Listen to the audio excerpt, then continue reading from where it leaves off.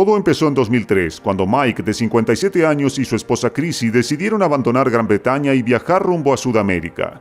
Su objetivo era jubilarse allí y pasar el resto de sus vidas ayudando a animales heridos y abandonados.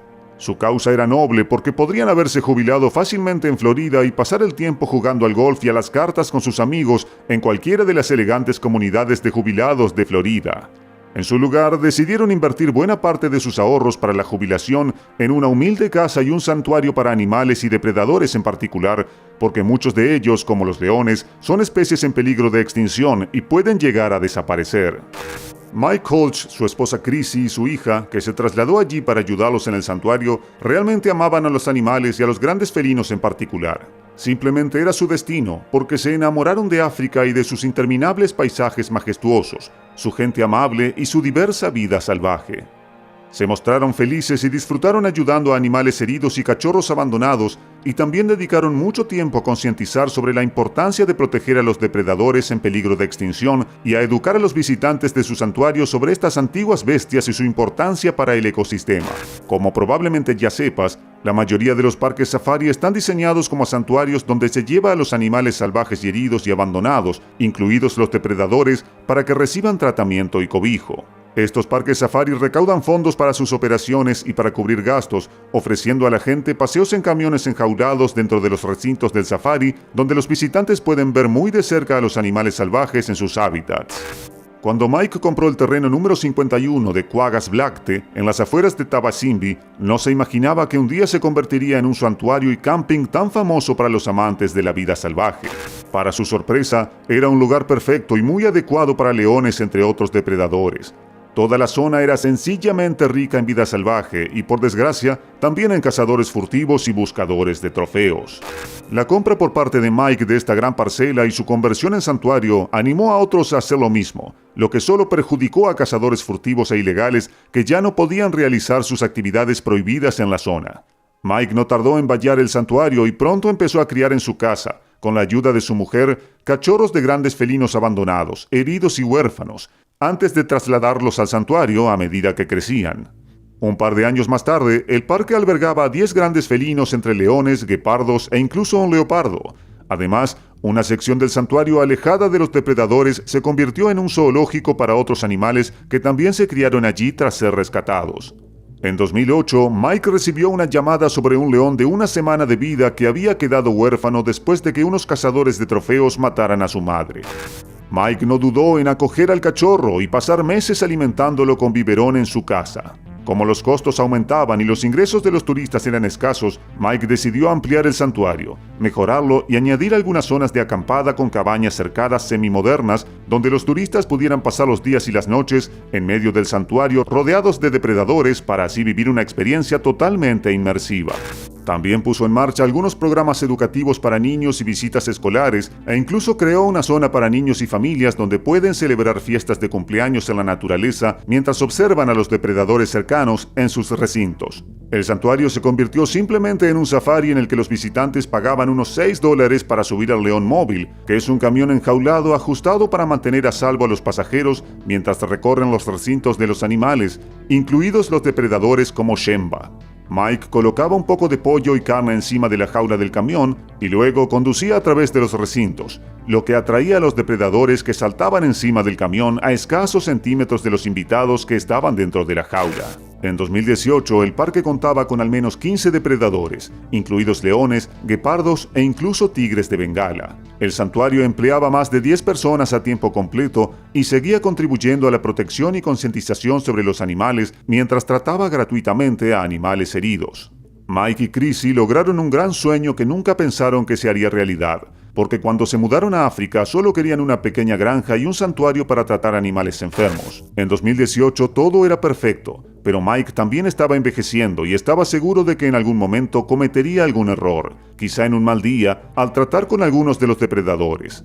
Tenía 72 años, amaba su santuario y a los depredadores que criaba como a sus hijos, pero quizá era demasiado confiado, aún sabiendo lo peligrosas que podían ser esas bestias. Es bastante triste que su león favorito, Shemba, casi lo matara tras cometer un error en lo que se describió como el ataque de león más aterrador jamás captado por una cámara. El 1 de mayo de 2018, la vida de Mike y Chrissy estuvo a punto de arruinarse para siempre. Era un buen día de calor en su parque safari.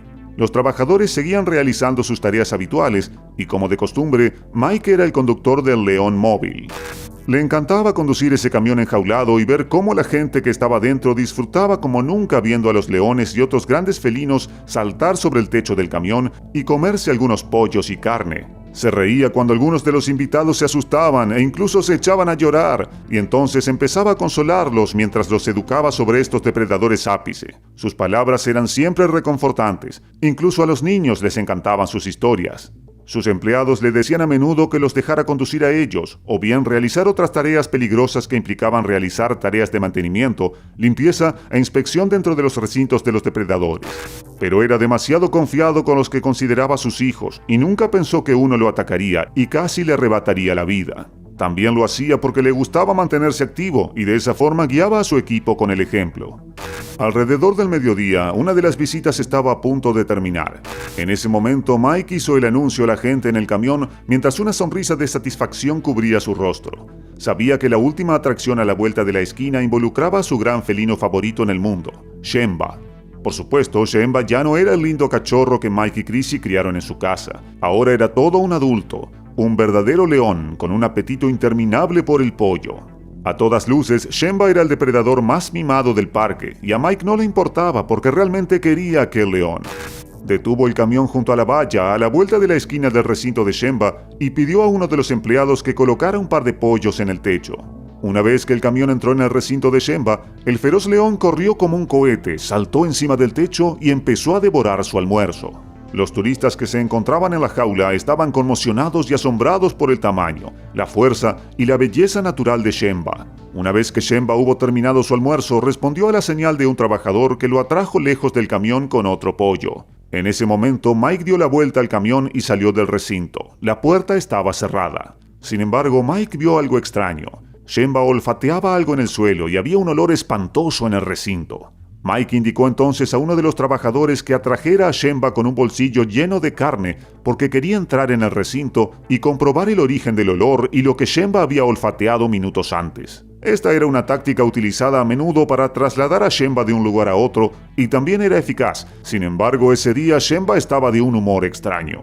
Mike abrió una pequeña puerta que daba al recinto, mientras Shemba se alejaba hacia la gallina que el trabajador tenía en la mano al otro lado de la valla. Mike se adentró unos 5 metros e inspeccionó el objeto que Shemba había olfateado antes. Era algún resto de pollo que Shemba había dejado el día anterior y estaba empezando a descomponerse y a producir un olor horrible. Mike tardó 5 segundos en alcanzar y voltear el pollo podrido con el pie, mientras Shemba estaba a unos 12 metros, y entonces se desató el infierno, cuando Shemba corrió hacia Mike, que se dio cuenta inmediatamente del peligro y se dirigió hacia la puerta. Sin embargo, a solo un pie de la puerta, Shemba consiguió derribar a Mike al suelo. El error que cometió Mike aquel día fue no esperar a que Shemba estuviera lejos de la puerta y ocupado devorando unos trozos de carne. Además, el trabajador y Mike se estaban señalando mutuamente, lo que podría haber llamado la atención de Shemba sobre Mike. El segundo error de Mike fue darle la espalda a Shemba cuando cargó contra él. Hubiera sido mejor que caminara rápido hacia atrás, hacia la puerta. Esto podría haber hecho que Shemba lo reconociera y detuviera el ataque. Los leones son conocidos por atacar a la gente por la espalda, y en muchos ataques en los que están implicados sus dueños, se producen cuando la persona les da la espalda. Un experto dijo que Shemba podría haberse apresurado a saludar a su dueño y no tenía intención de atacarlo, pero el hecho de que Mike se diera la vuelta y echara a correr hizo que Shemba se pusiera en modo caza por instinto. Mike estaba ahora en el suelo e inconsciente por el golpe, con Shemba encima de él, mientras los turistas empezaban a gritar y chillar enloquecidos. En un segundo, Shemba agarró a Mike entre sus mandíbulas como si nada y lo arrastró más adentro del recinto. Entonces los trabajadores desaparecieron durante unos segundos. Volvieron con una pistola y empezaron a hacer disparos de advertencia al aire. Aún así, Shemba volvió a agarrar a Mike entre sus poderosas mandíbulas e intentó llevárselo más adentro del recinto, detrás de los arbustos y los árboles. En ese momento, los trabajadores no tuvieron más remedio que disparar directamente a Shemba porque sabían que probablemente Mike seguía vivo y podía ser rescatado, pero si Shemba volvía a morderle, moriría en cuestión de segundos. En ese momento decidieron disparar a Shemba y lo consiguieron. Shemba corrió hacia el interior del recinto y murió minutos después a causa de las heridas, mientras los trabajadores corrían al interior para rescatar a Mike. Encontraron a Mike sangrando e inconsciente, pero aún respirando y con el cuello intacto. Inmediatamente empezaron a aplicarle los primeros auxilios y detuvieron la hemorragia mientras esperaban a que llegara la ambulancia. Mike fue trasladado inmediatamente al hospital y recibió tratamiento. Necesitó varias intervenciones quirúrgicas menores, ya que sus heridas no ponían en peligro su vida. De más está decir que Mike tuvo mucha suerte. Los medios de comunicación locales entrevistaron a Mike cuando estaba en el hospital, apenas 24 horas después del ataque. Lo encontraron muy entristecido por la muerte de Shemba y se culpó a sí mismo del incidente. Unas semanas después, Mike estaba de vuelta en el recinto, pero sentía una gran tristeza porque Shemba había muerto. Nunca entendió lo que ocurrió aquel día, y él sigue insistiendo en que algo extraño llevó definitivamente a Shemba a actuar de forma tan salvaje. A día de hoy, Mike Hodge, su esposa Chrissy y su hija siguen echando de menos a Shemba. A este ataque le siguió algo bastante horrible. Mucha gente que no entiende realmente cómo funcionan los santuarios de animales o los parques safari y su importancia para la conservación de especies en peligro de extinción y para dar cobijo a los cachorros. Tal es así que mucha gente comenzó a atacar al santuario y a Mike con mensajes de odio, cartas y un sinfín de trolls en línea, como si Mike fuera un cazador y el santuario un coto de caza. Las cosas se pusieron tan mal que algunos activistas animalistas amenazaron a Mike y a su familia por la muerte de Shemba, aunque era obvio que la matanza fue inevitable. Estos guerreros del teclado son en su mayoría niños y adultos ingenuos y crédulos, influenciados por las películas y algunos lunáticos en línea que simplemente difunden mentiras para crear audiencia y recaudar dinero. En realidad, Mike Hodge no era cazador, ni mucho menos furtivo, y no hacía daño a los animales. De hecho, Shemba fue solo uno de los innumerables animales rescatados por Mike de una muerte segura. Gastó mucho dinero, tiempo y energía junto con su esposa en la construcción del santuario, con el que apenas ganaba dinero como para cubrir los gastos. Además, en estos lugares los leones están bien protegidos y nadie puede hacerles daño, por lo que pueden criarse sin peligro y así reproducirse y aumentar su número. Mientras tanto, el número de leones en libertad disminuye constantemente, ya que los gobiernos y las autoridades de varios países africanos luchan por frenar a los cazadores furtivos y buscadores de trofeos. Estas amenazas llevaron a Mike a mantener cerrado el santuario durante un tiempo, hasta que los furiosos guerreros del teclado olvidaron la historia y encontraron a otro a quien atacar. Durante un tiempo, Mike se planteó trasladar a todos los animales a otro safari y cerrar las instalaciones, pero al final decidió que si lo dejaba, sería una victoria fácil para los cazadores furtivos, y pronto se reabrió el parque con algunas normas nuevas para evitar incidentes similares. En la actualidad, el Marakele Animal Sanctuary está abierto todo el año y sigue acogiendo tanto a depredadores heridos como a cachorros abandonados y continúa devolviéndoles la vida. A lo largo de la historia, los leones han sido admirados como símbolo de poder, fuerza y valor. Hubo un tiempo en que los leones vagaban por toda África, partes de Asia e incluso el sur de Europa. Sin embargo, esta poderosa especie solo se encuentra ahora en fragmentos del África subsahariana, junto con una subpoblación en peligro crítico en África Occidental y una pequeña población de leones asiáticos en el Parque Nacional de Gir, en la India. En comparación con otras especies de grandes felinos, los leones son los más sociables. Viven en grupos llamados manadas, que pueden estar formados por entre 2 y 30 miembros, incluidos 3 o 4 machos, una docena o más de hembras y sus crías. ¿Sabías que el rugido de un león es tan potente y fuerte que puede oírse a 8 kilómetros de distancia y es también una demostración de poder entre machos? Lamentablemente, en 2023 solo quedarán 20.000 leones en libertad y su número está disminuyendo. La buena noticia es que el número de leones en cautiverio en parques safari y santuarios está aumentando gracias a los programas de cría. Y aunque mucha gente odia cómo se explota en cierto modo a los leones en estos lugares, lo cierto es que nadie ha sido capaz de impedir que disminuya el número de leones en libertad. Y para ser sinceros, la mitad de las palabras y promesas de los gobiernos son palabrería, mientras que la mitad de las agencias y organizaciones de defensa de los animales son como la mayoría de las ONGs que existen, meras fachadas o más bien estafas para recaudar dinero. Al final, los parques y santuarios safari podrían ser los únicos lugares que pueden mantener la existencia de estas majestuosas especies y evitar su extinción. Los leones en libertad son muy difíciles de proteger, porque los cazadores furtivos y buscadores de trofeos son delincuentes y ganan mucho dinero con ello, ya que la mayoría de sus clientes son personas adineradas de países ricos.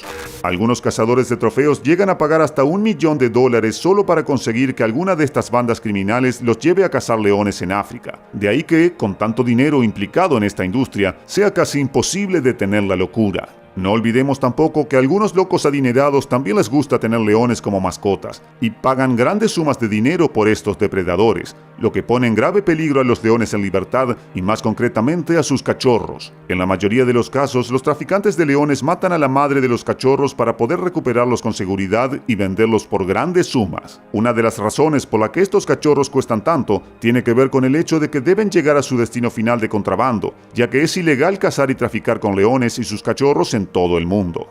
Sin embargo, los leones de santuarios y parques safari son fáciles de rastrear, controlar y mantener a salvo. Gracias por vernos y por favor, dale a me gusta, compártelo, suscríbete, dale al icono de la campanita y no dudes en hacernos llegar tu opinión en la sección de comentarios.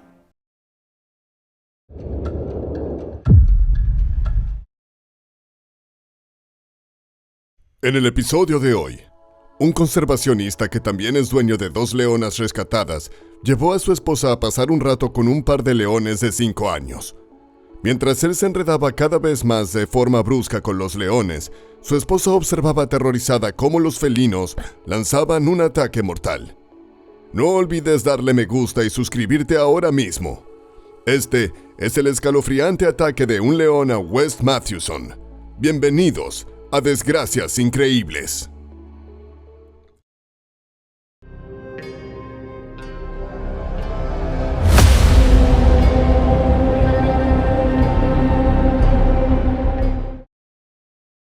En 2015, Wes Matthewson, un conservacionista y dueño de un lodge de safari, tomó una decisión que cambiaría su vida para siempre. Rescató a 2 cachorros de león de 1 semana de edad de una granja cercana, que los criaba hasta que fueran lo suficientemente grandes y viejos para ser liberados en la selva y cazados por trofeos. West consideraba cruel este tipo de deporte, y no podía soportar la idea de que estas 2 cachorras hembra fueran criadas para ser sacrificadas. Eran leonas blancas raras, y él vio una oportunidad de negocio. Compró a las 2 y las llevó de regreso a su lodge en los árboles en Hittensfruit, justo fuera del infame Parque Nacional Kruger en Limpopo, Sudáfrica. Les dio el mismo amor que había brindado a sus propios hijos y las nombró Demi y Tanner. Día y noche, las alimentaba con biberón hasta que fueron destetadas, pasando a una dieta principalmente de carne. Estableció una rutina diaria que incluía jugar con los cachorros y sacarlas a pasear 2 o 3 veces al día. Se volvieron como una familia para él. Pronto, comenzó a presentar a sus huéspedes a las adorables leonas, que se convirtieron en una gran atracción para los visitantes. En su sitio web, West publicó muchas fotos de los huéspedes jugando con las jóvenes leonas y disfrutando de la experiencia cercana, incluso con niños caminando a su lado. A medida que los meses pasaban, las leonas crecían y necesitaban más ejercicio y espacio. Se estaban volviendo fuertes, y West notó que sus juegos comenzaban a parecerse a peleas de leones adultos. Pero él se mantuvo dedicado a ellas como siempre. Cuando cumplieron 3 años, las leonas eran consideradas completamente adultas. West se había ganado el apodo de Tío West, ya que se convirtió en una figura paternal cariñosa para Demi y Tanner. Abría sus brazos alrededor de sus enormes cabezas, dándoles abrazos apretados, y a veces se unía a sus juegos de pelea, que a menudo se volvían demasiado bruscos. Tenía que tener cuidado. A sus casi 70 años, West no se estaba volviendo más joven, y las leonas se volvían más fuertes y audaces. Aunque Demi y Tanner no mostraron agresión hacia él, había señales de advertencia de que aún tenían instintos salvajes muy fuertes. Era natural que exhibieran su comportamiento innato, incluso siendo criadas a mano por West y solo conociendo su vida en su propiedad. Sin embargo, todavía tenían la capacidad innata de cazar. En 2017, cuando las leonas tenían 2 años, escaparon de la propiedad de West. Al otro lado de la cerca, vieron a Quebeculu Justice y a un colega que recolectaban leña.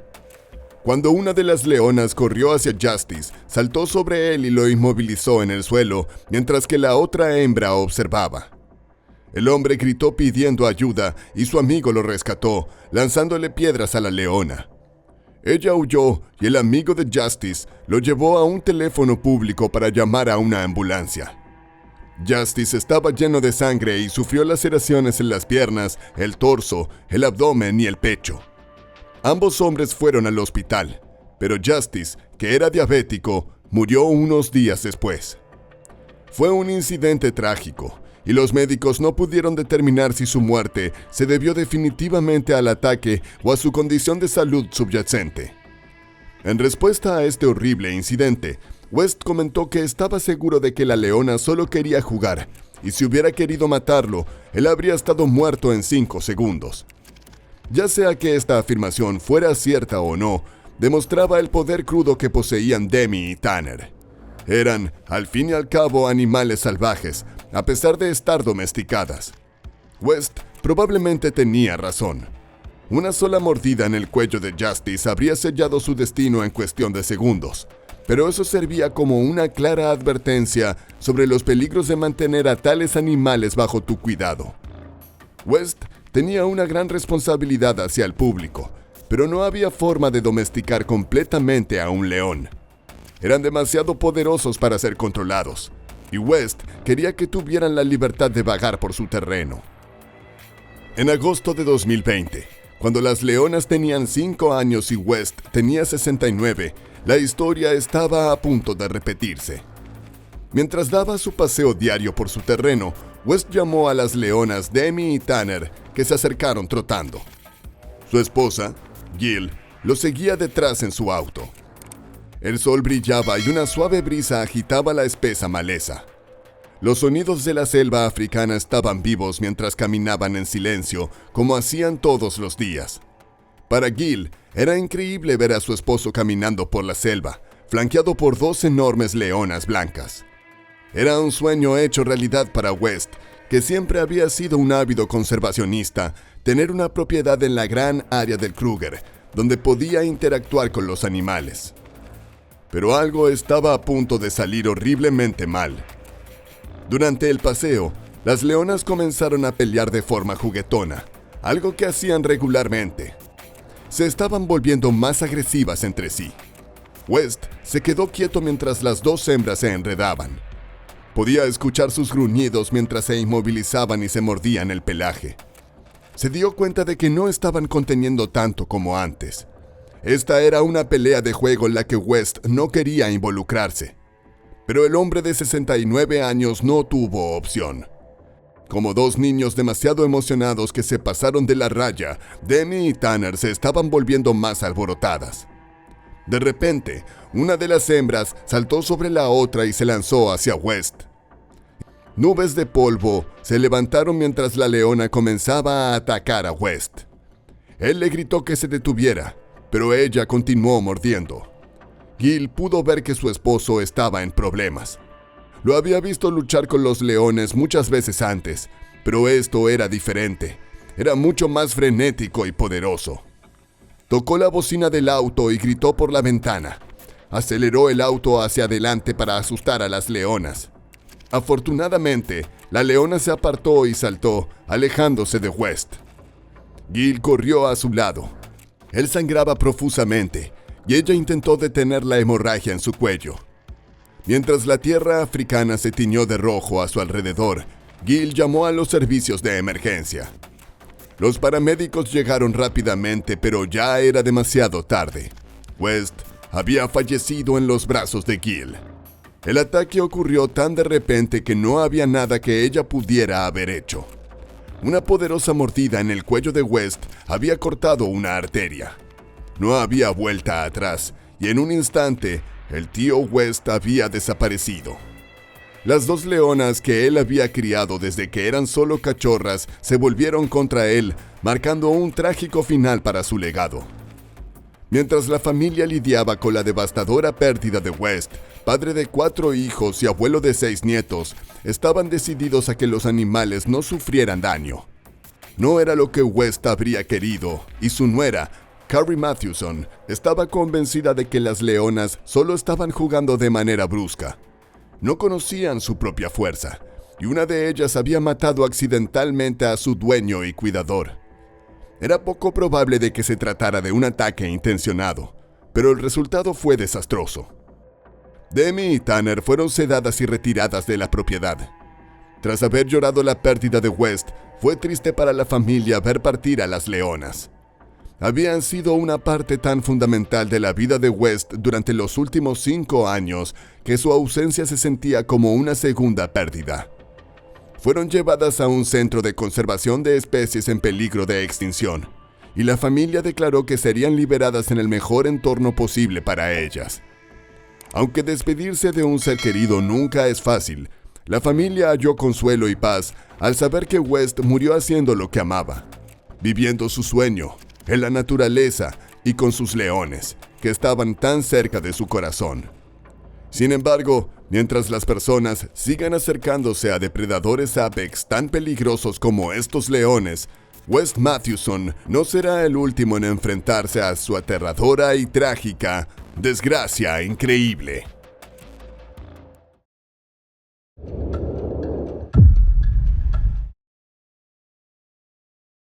Año 2014. Adam Stewart fue enviado a hacer trabajo de campo, solo y sin armas, en el Bosque Nacional Bridger-Teton. La ruta que debía recorrer estaba plagada de osos, algo sobre lo cual Adam le expresó preocupación a su jefe, pero sus advertencias fueron ignoradas por completo. Dale me gusta y suscríbete ahora mismo. Esto es el aterrador ataque de oso a Adam Stewart. Bienvenidos a Desgracias Increíbles.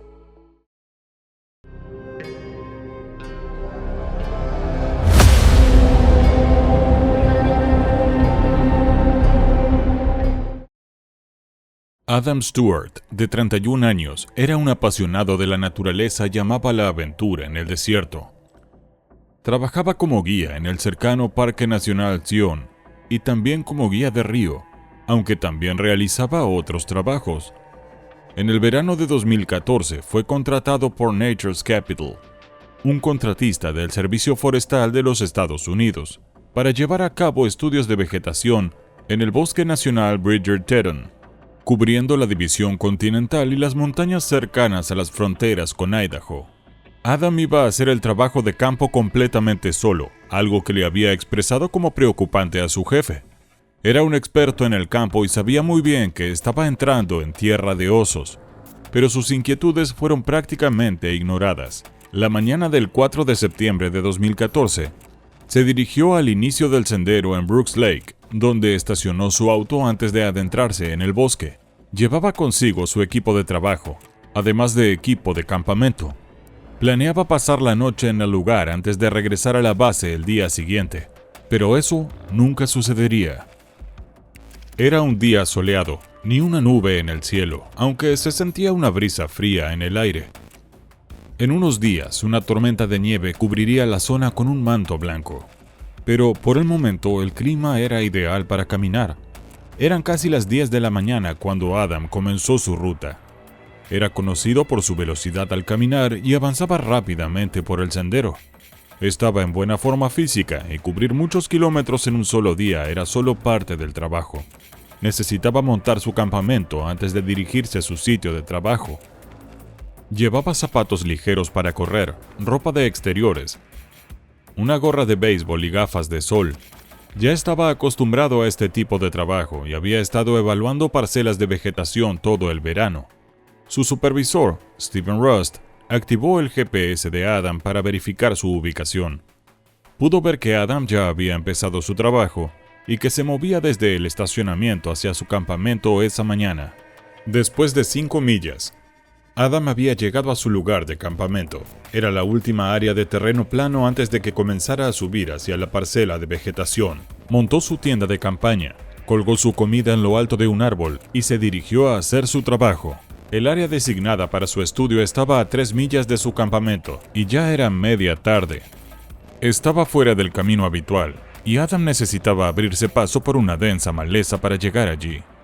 Los árboles eran frondosos, bloqueando su vista. Naturalmente encontró un sendero de animales donde la vegetación estaba aplastada, facilitando el avance. Este sendero atravesaba los árboles y cruzaba troncos caídos. Este camino de animales era frecuentado por osos. Tanto osos negros como grizzlies eran comunes en la zona. Adam avanzaba en silencio durante su caminata, algo peligroso cuando se está en tierra de osos. Después de recorrer 1.8 millas, el sendero empezó a inclinarse hacia arriba. El sitio de la parcela estaba a 1 milla más cuesta arriba, pero Adam nunca llegó. Sin que él lo supiera, un oso estaba a solo unos metros de distancia.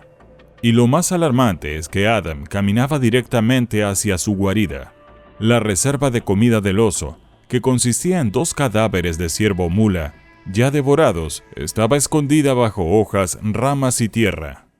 Para Adam, los montones de vegetación pasaron desapercibidos, al igual que un pequeño mechón de pelaje de ciervo sobresaliendo entre las hojas. Su línea de visión estaba bloqueada por los árboles, y no logró ver al oso devorando uno de los restos de ciervo mula. Al girar alrededor del siguiente árbol, de repente se encontró cara a cara con él. Estaban a solo unos pocos pies de distancia, y Adam sabía que lo había sorprendido. Hubo un solo momento, un instante en que ambos se miraron fijamente, sus ojos conectándose. Pero Adam estaba solo y era inofensivo para el oso. De inmediato, el oso se lanzó hacia adelante y saltó sobre Adam, haciendo que su gorra y gafas salieran volando. Cayó al suelo golpeando con fuerza, pero amortiguado por su mochila.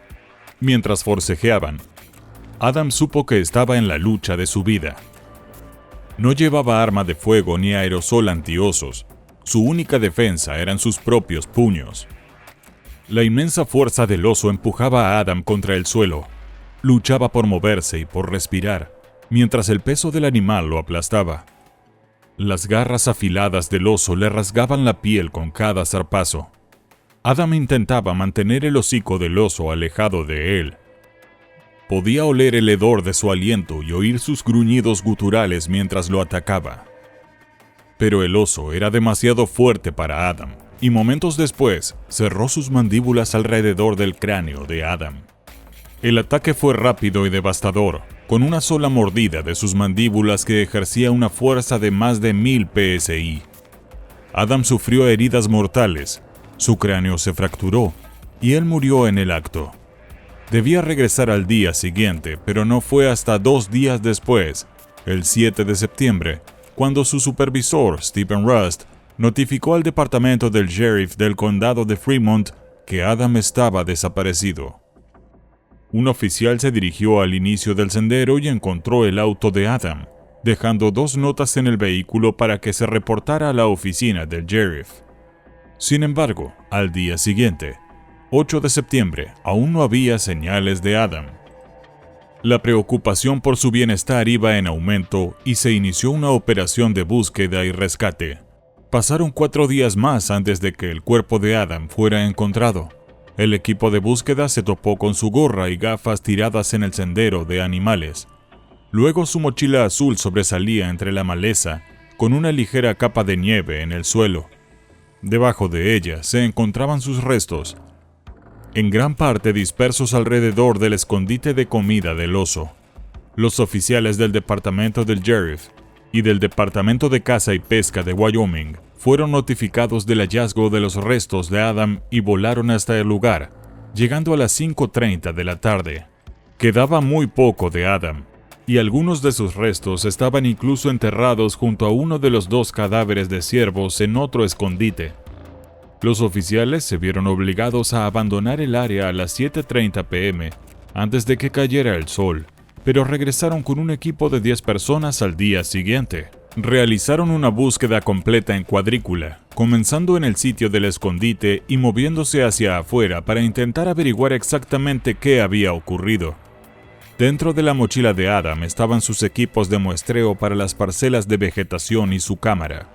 Su equipo aún no había sido usado, No había ni anotaciones en su libreta, lo que sugiere que iba en camino hacia el sitio cuando fue atacado.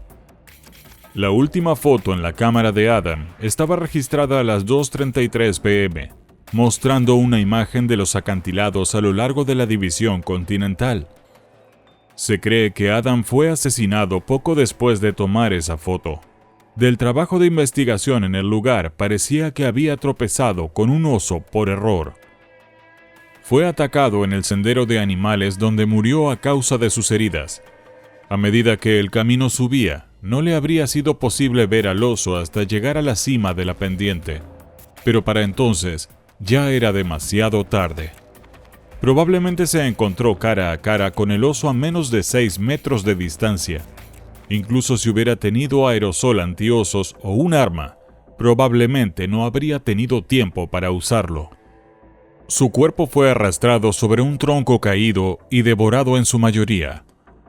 Además de ser carroñado por varios animales durante los siguientes 8 días, parecía haber varios osos, ya que no se encontró evidencia de pumas ni lobos en la escena.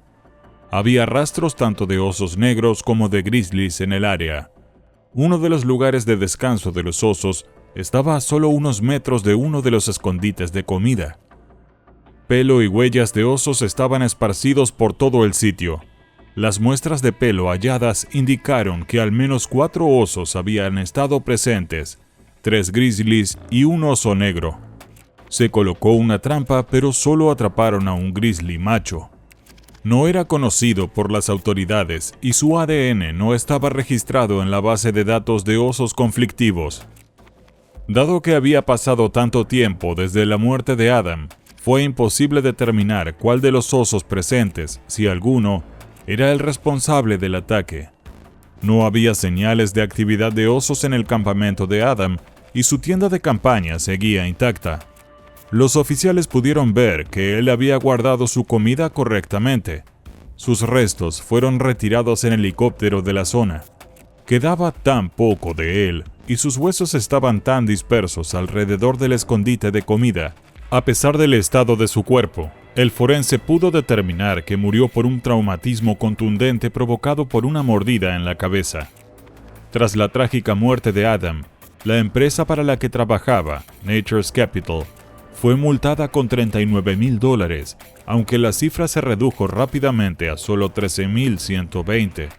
Para todos los que conocían y amaban a Adam, esta pequeña cantidad de dinero parecía una ofensa. Su padre la describió como una broma, especialmente considerando las preocupaciones que Adam había planteado a su jefe antes de salir al campo. Fue una pérdida terrible para la familia de Adam.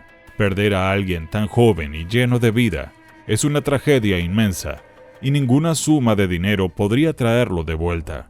Sin embargo, fue un accidente que podría haberse evitado si se hubieran tomado ciertas precauciones de antemano. Lamentablemente, ninguna se tuvo en cuenta, llevando a Adam Stewart a enfrentar su aterradora y fatal desgracia increíble.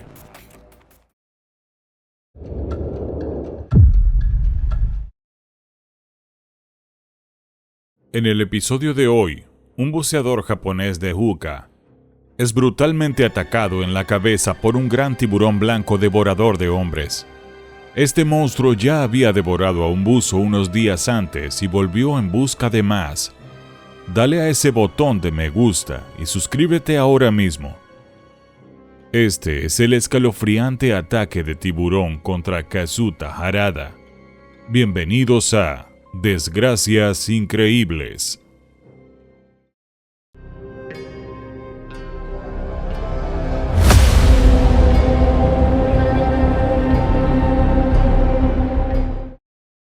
Los antiguos buceadores Ama de Japón tienen una historia que se remonta a 3.000 años atrás. En sus orígenes, era una actividad reservada solo para mujeres, pero en los últimos 100 años, unos pocos hombres también se han unido a esta peligrosa profesión. Se sumergen para recolectar perlas, mariscos y moluscos. Incluso en aquellos tiempos, esta profesión era muy valorada por la realeza, que casi exclusivamente se abastecía de los ama si el menú incluía mariscos. La dedicación, la condición física y la destreza necesarias para practicar esta actividad eran tan exigentes que solo los mejores de los mejores lograban entrar en la industria.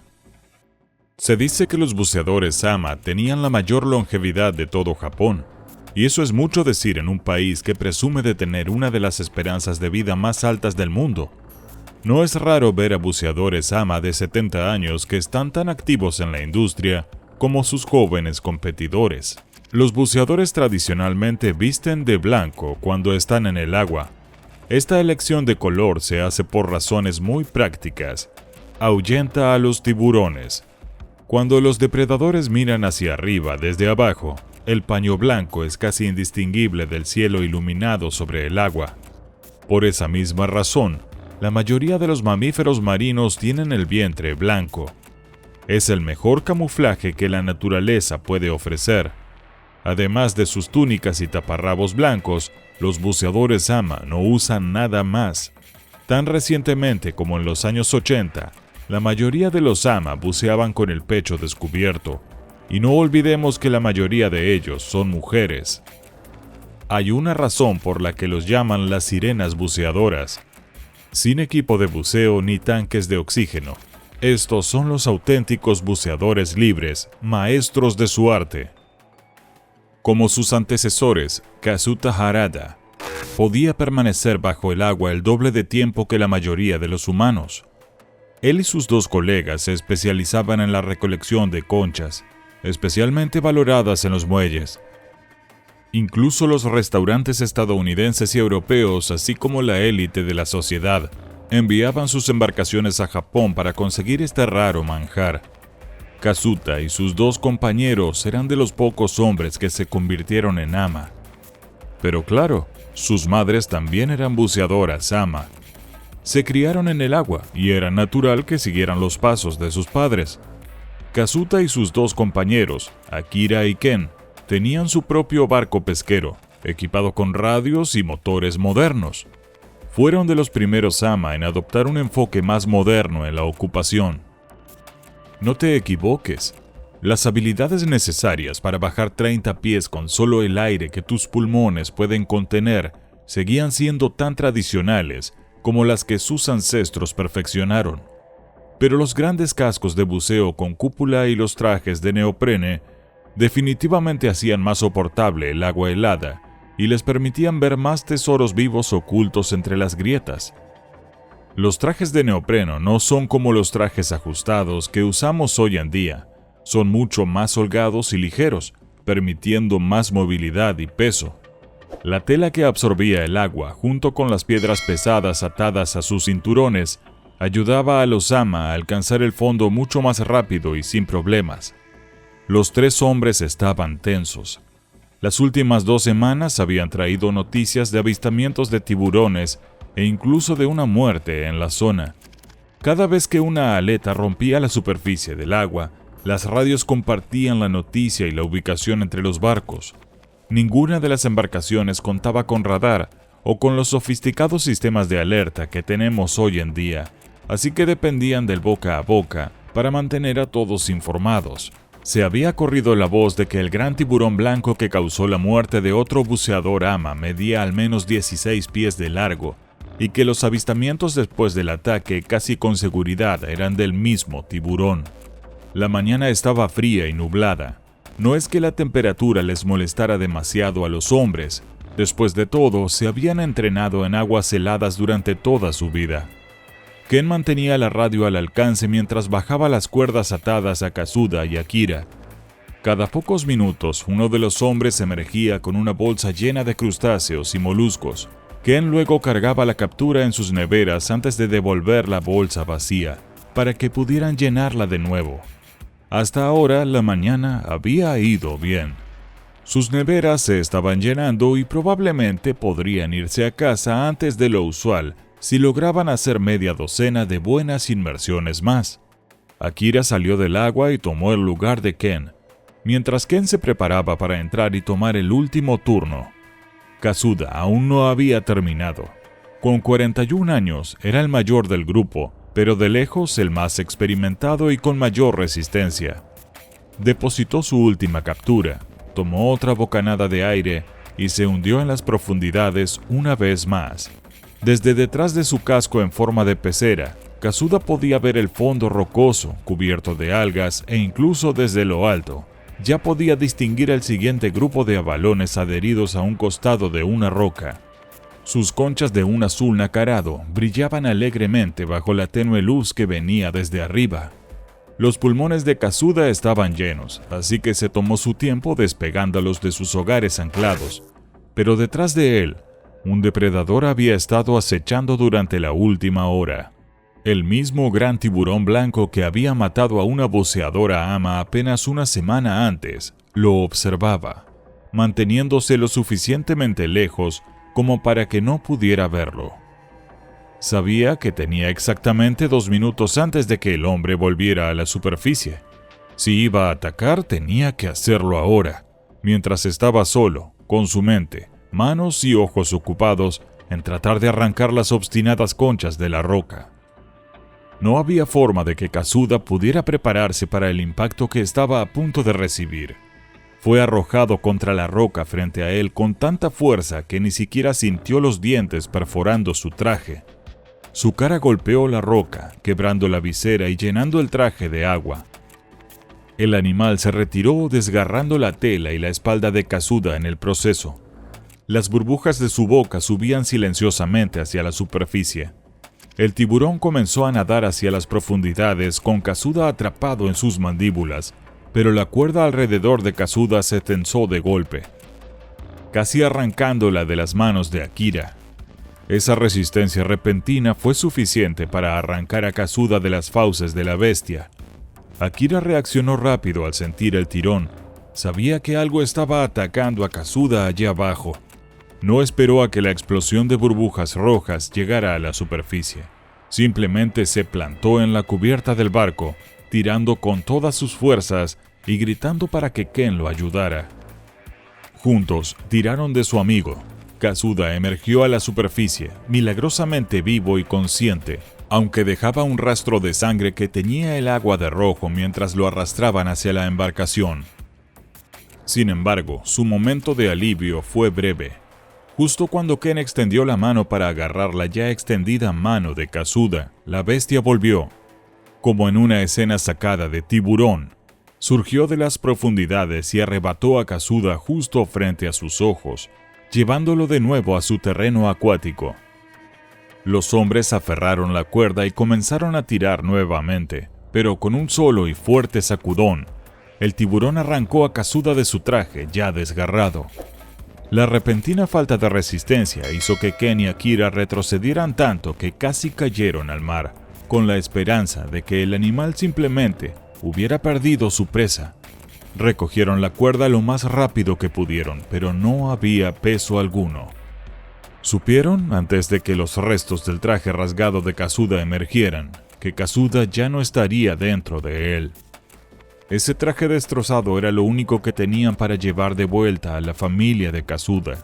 Nunca encontraron sus restos, pero eso no detuvo al tiburón de regresar.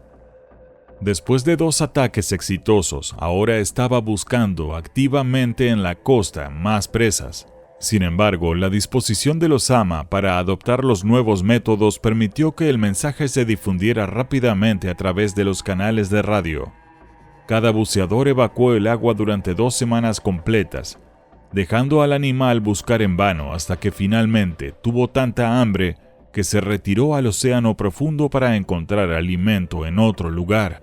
Estas 2 semanas no solo fueron efectivas para deshacerse del cazador, sino que también permitieron a los buzos Ama a lo largo de las costas de Japón, desde el norte hasta el sur, rendir homenaje a su compañero caído. La madre de Kazuda, que aún era una buceadora activa a los 71 años, y su hermana, también buceadora, recibieron los restos de su traje y lo usaron en lugar de su cuerpo para completar los ritos funerarios como mejor pudieron. No era perfecto, pero era todo lo que tenían para enterrar. Lo único que queda de Kazuda Harada es la aterradora historia de su espantosa y trágica última desgracia increíble.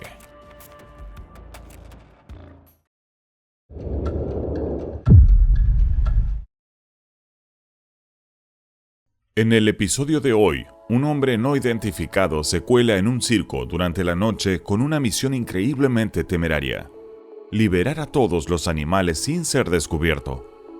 Al día siguiente, un elefante del circo, liberado y completamente desorientado, vaga por la ciudad cercana, aterrorizado y perdido, lo que lo lleva a atacar. Dale like a este video y suscríbete ahora mismo. Esta es la aterradora historia del ataque de un elefante de circo a Maximiliano, un hombre de 65 años. Bienvenidos a Desgracias Increíbles.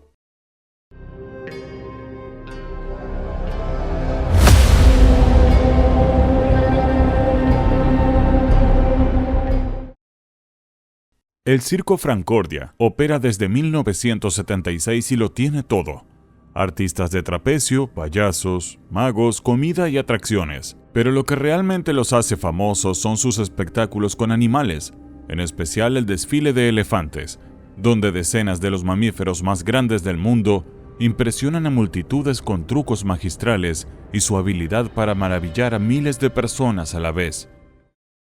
Alemania es uno de los pocos países en el mundo que aún mantiene circos operativos. Algunos, como el Cirque du Soleil, han eliminado los espectáculos con animales por completo. Y no es de extrañar, ya que las historias de abuso animal han marcado a los circos desde sus inicios, hace siglos. Con el tiempo, activistas por los derechos de los animales lograron concienciar al público sobre lo que es humano y lo que no, llevando a que el uso de animales en los escenarios sea cada vez menos común. Sin embargo, los pocos lugares que aún presentan animales están constantemente bajo la lupa. Cumplen con estrictos procedimientos y cuidan a sus estrellas animales con los más altos estándares de seguridad posibles. A diferencia de otros, el Circo Francordia se enorgullece de su manejo adecuado de sus animales. La noche del 14 de junio de 2015 fue una más dentro de la rutina habitual del circo. Tanto los artistas humanos como los animales dieron su mejor espectáculo. Los animales concluyeron sus actos a las 10 de la noche, dejando a los acróbatas y payasos brillar hasta la medianoche. Mantener a los leones, tigres, osos y enormes elefantes despiertos más allá de esa hora sería un desastre. Por muy entrenados que estén, ellos también necesitan descansar. Los cuidadores los guiaron de regreso a sus recintos, llenando sus comederos y asegurándose de que todo estuviera en orden.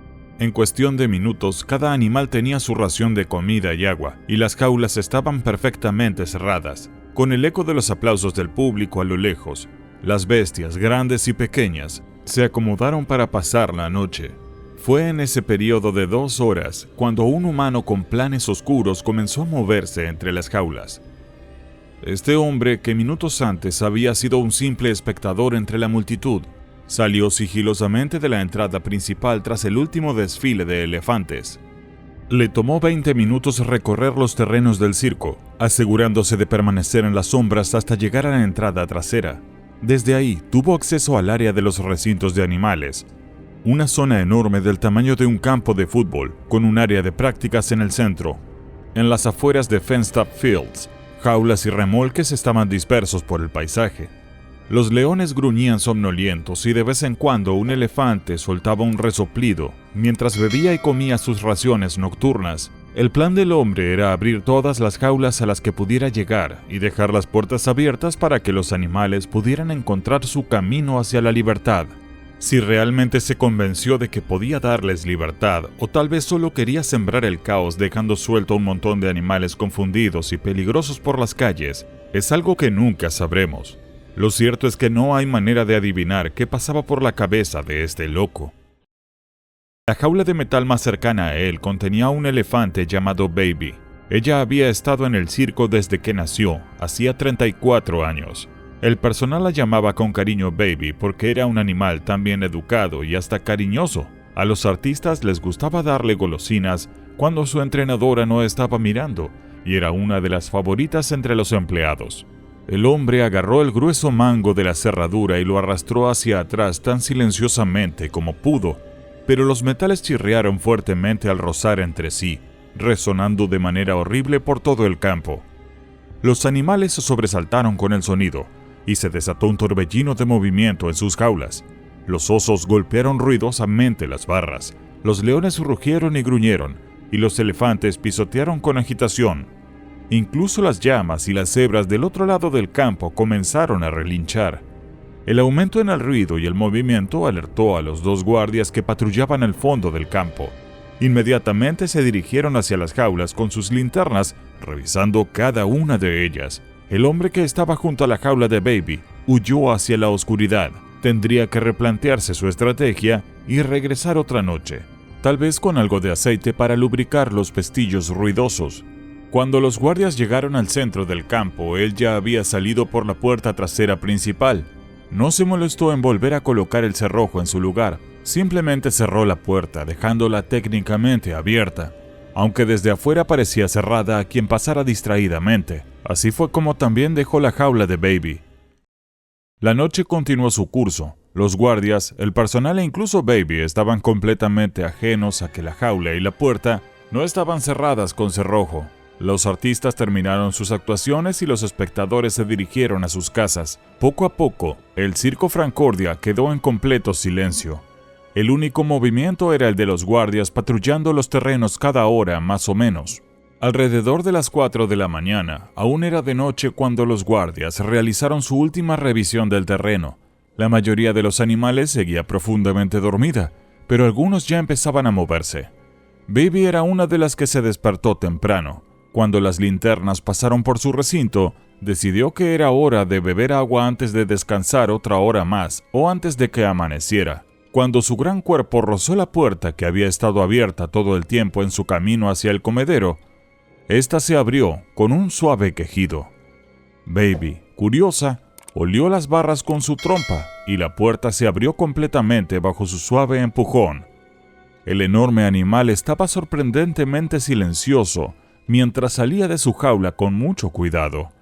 Nunca había estado sin un compañero humano fuera de su recinto, así que esta era una nueva experiencia para ella, y examinó con detenimiento cada rincón del suelo frente a ella y la cerca detrás de su jaula, avanzando en silencio hacia la puerta abierta, que estaba a solo unos pocos pasos de distancia. Para su sorpresa, la puerta se abrió al toque de su trompa también.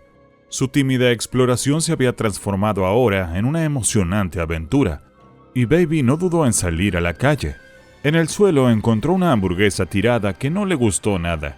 Luego unas cuantas papas fritas solitarias sobre el pavimento. Decidió que esas estaban deliciosas y se adentró más, buscando si podía encontrar más. Olfateó unos cubos de basura y metió su trompa en un desagüe, alejándose más y más de su entorno familiar. Cuando la oscuridad comenzó a tornarse más densa en el horizonte, Baby decidió que era hora de regresar. El desayuno estaría por servirse pronto y además de unas pocas papas fritas, no había encontrado nada comestible en su paseo. Sin embargo, Baby se dio cuenta de que estaba completamente perdida. Aunque estaba a menos de 1 kilómetro del circo, no tenía idea de cómo volver. Comenzando a entrar en pánico, dejó que su nariz la guiara.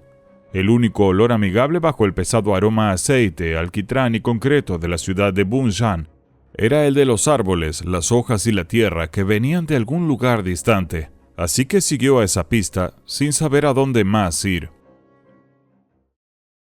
A las afueras de Bunshan, a menos de 2 millas del circo, se encontraba una zona boscosa que los lugareños solían recorrer a pie y que los niños aprovechaban para jugar en los meses de verano. Allí Baby encontró el refugio que necesitaba, el cobijo de los árboles y un lugar donde esconderse, mientras las calles comenzaban a llenarse de gente tempranera en su camino al trabajo o dando un paseo.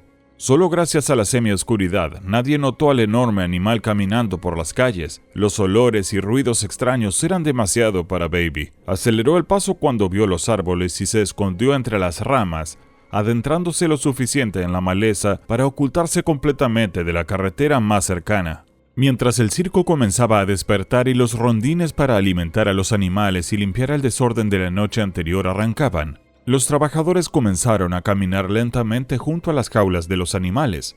La jaula de Baby estaba en el lado más alejado del campo, por lo que la alcanzarían al final de su recorrido. Mientras los trabajadores del circo realizaban sus rondines matutinos, otro hombre se preparaba para comenzar su día. Maximiliano se había jubilado recientemente y con 65 años, aún no estaba listo para dejar su rutina diaria de levantarse temprano como lo hacía cuando trabajaba como ingeniero en la central eléctrica de la ciudad. Este domingo era como cualquier otro de los últimos meses desde que se había retirado. Se puso sus zapatos de caminata y se dirigió a los senderos del bosque detrás de su casa. Generalmente pasaba unas 2 horas dando un paseo tranquilo, deteniéndose solo para recoger alguna lata o periódico tirado por los transeúntes. A Maximiliano le gustaba tanto mantener limpio su sendero favorito, que incluso llevaba consigo una bolsa de basura todas las mañanas para maximizar su limpieza. Una vez que terminaba, planeaba detenerse en una panadería para comprar unos panes recién horneados. Silbando, caminaba tranquilo. Baby se acurrucaba de miedo justo detrás de la siguiente tanda de árboles, y al mismo tiempo, el personal de Franconia vio la jaula abierta y las puertas entreabiertas. Cuando dieron la alarma, Maximiliano apareció en la curva y se detuvo en seco, con el silbido a medio hacer, cuando levantó la vista y vio el gigantesco animal gris justo frente a él. Baby, casi apopléctica de miedo y confusión, retrocedió aterrada, emitiendo un horrible ruido agudo, pero tropezó y se chocó contra una gran roca que la golpeó dolorosamente detrás de sus patas traseras. Un auto sonó su alarma a lo lejos mientras Baby, ciega de pánico, saltaba hacia adelante. El hombre diminuto frente a ella miraba boquiabierto al enorme animal que se erguía sobre sus patas traseras. El elefante chilló tan fuerte al levantarse que los tenderos a 1 milla de distancia lo escucharon. Sus patas delanteras cayeron al suelo con tal fuerza que el terreno bajo los pies de Maximiliano tembló tan intensamente que lo derribó, cayendo de rodillas. Con la cabeza agachada, ni siquiera vio a Baby lanzándose hacia él, corriendo directamente en su dirección. El siguiente momento, un pie masivo aplastó la espalda de Maximiliano. 7 toneladas de fuerza cayeron sobre él, empujándolo varios centímetros en la tierra. Cada órgano de su pecho y abdomen explotó, y cada hueso de su columna vertebral se rompió en cientos de pedazos. La implosión fue tan violenta que trozos de sus pulmones y su corazón fueron catapultados a su garganta y salieron por su boca, mientras el peso aplastante forzaba a todo lo que había dentro de su cuerpo a salir por lo que pudiera. La muerte de Maximiliano fue casi instantánea. En su mano derecha, todavía sujetaba la bolsa de basura llena de algunas latas y envoltorios de caramelos. Así fue como lo encontró su pobre esposa 2 horas después, cuando salió a buscarlo. Para ese momento la policía ya había sido llamada por el animal desaparecido y descendieron sobre la espantosa escena. La esposa de Maximiliano fue sedada y tratada por shock, pero por lo demás no hubo otras víctimas del ataque de la asustada elefante. Baby fue encontrada detrás de otro grupo de árboles y rocas, escondida del inminente peligro. Los policías fueron lo suficientemente sabios como para esperar a que su cuidador lograra sacar a Baby de la maleza. Ella corrió hacia su dueño. El alivio de la criatura era palpable en el aire, mientras temblaba tan violentamente por su angustia que incluso sus grandes orejas temblaban. Se tomó la decisión de que Baby probablemente no sabía que había hecho daño a nadie, ni mostró la más mínima muestra de violencia hacia ninguno de los humanos que se acercaron a ella. Incluso la esposa de Maximiliano estuvo de acuerdo en que los trágicos eventos fueron consecuencia del miedo y pánico de un animal que no tenía intención de hacer daño. Así que en lugar de someter a Baby a una ejecución, se decidió trasladarla al Safari Park Stockenbrook, al otro lado del país. Ahora vive en un amplio campo propio acompañada de 3 elefantes más, y aunque la policía pudo determinar que la jaula y la puerta fueron abiertas por un humano, a juzgar por las huellas de pies grandes que llevaban hacia y desde la jaula de Baby, nunca se pudo identificar al hombre de la noche. Puede que haya pensado en regresar, pero con las nuevas medidas de seguridad en su lugar, sería prácticamente imposible hacerlo sin ser detectado, así que probablemente nunca sepamos la identidad del hombre responsable de los horribles eventos de ese día, que llevaron a un inocente hombre de 65 años a su desgracia increíble.